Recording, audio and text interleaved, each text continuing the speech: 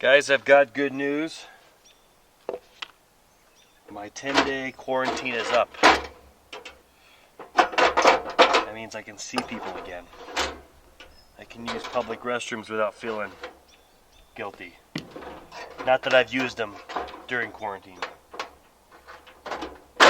Not that I enjoy using public restrooms. I mean, it's just one of those things. I don't know. Maybe I should be more worried that I used a public restroom. So today I can go home and be with my family, see some other people. But first, have some breakfast, make some oatmeal, catch some fish, and enjoy this scenery. Look at this. Is there really any better place to quarantine and get feeling better? I don't think so. Found a knife in the parking lot. It's a bit rusty, but my kids will have fun cleaning it up. If it's yours, let me know.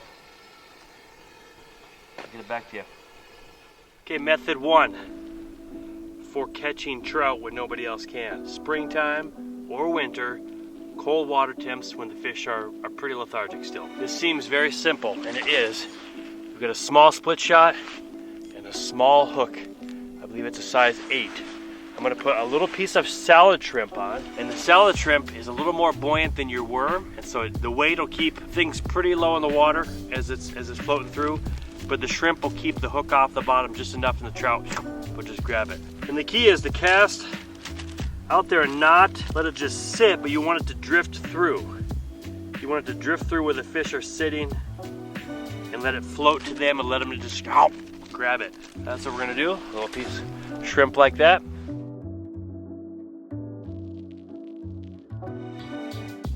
There it is, big old belly on her. I'm gonna get you released right away.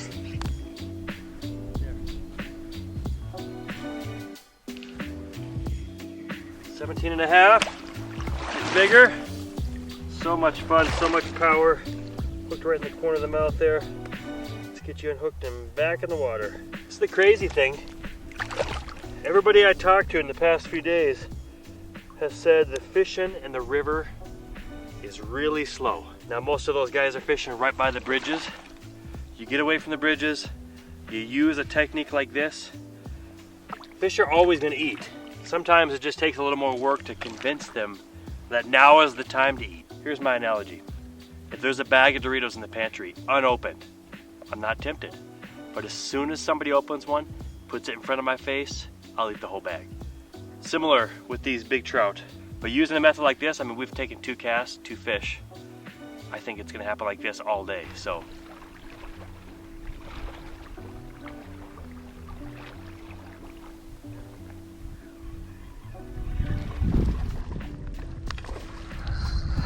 Nice fish. Oh, there he is. Just a chunky rainbow, probably another 17. Beautiful fish.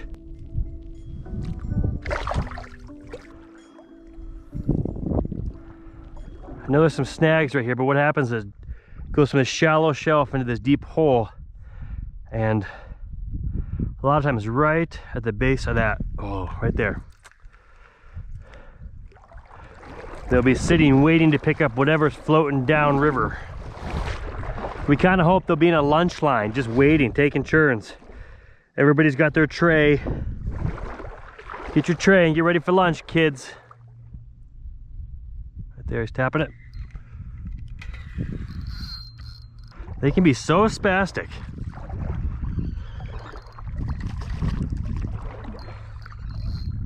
I mean, he's just a little skinny guy. What's in your mouth?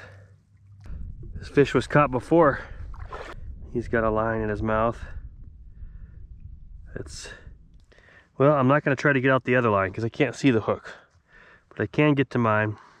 Okay, another way to fish for trout this time of year, I'm gonna use what's called a Tenkara.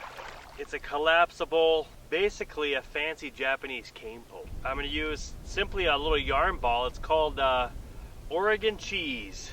And I do put a little split shot on there. What this does is extend 21 feet out, and then I got about that much line on there. And I do a bunch of roll casts, slingshots. I'm by no means an expert, but it is a lot of fun to use.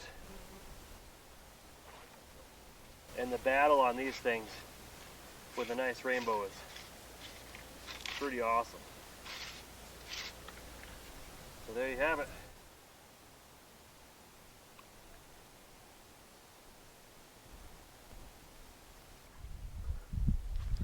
There he is.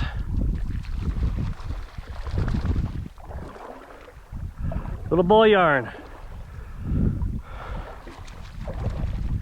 How can you resist Oregon cheese? I know. Just say Tillamook and my mouth starts watering.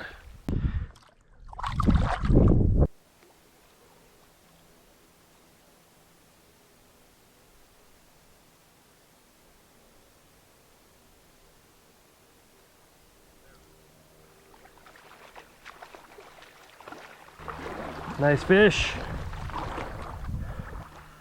He's digging the Oregon cheese.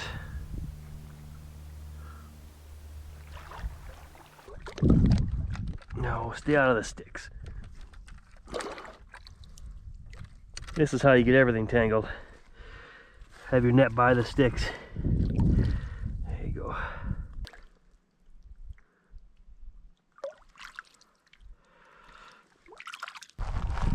I really want that big one that's sitting in here. So we've come back down to this hole here.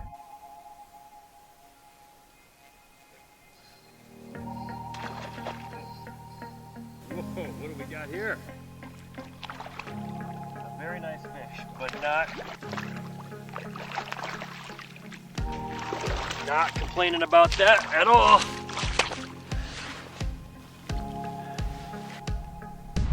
Told you I'd show you fish. Swimming upriver. Oh, that was a good jump. Look at that jumper. Come on. Yeah. Look right in the corner of the mouth. Just a solid fish.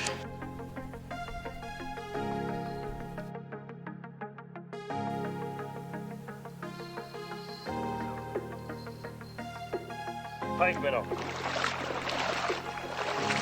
Northern pike minnow squawfish. Caught a monster one of these in the Boise. They are hard fighting, but oh man, are they disappointing when you think you got a big trout on.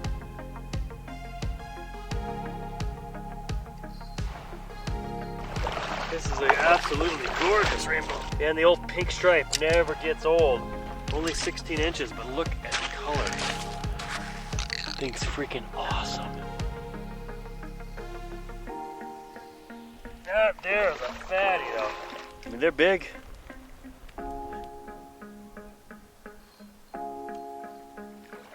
They're pike minnow.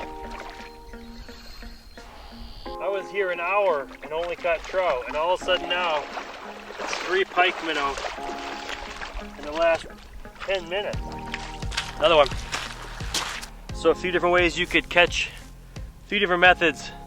You could use a piece of shrimp, you could use worm, salmon eggs. Another secret that we use is a little piece of plastic. Like you take your little Mr. Twister, you cut off the twisty part and use just a little bit of grub. You can float that through. I like adding a little bit of scent to that. Some really basic, simple ways to catch fish when the water's cold, when nobody else is catching fish. There you go. Let's eat. And that 20 incher is still waiting for me somewhere.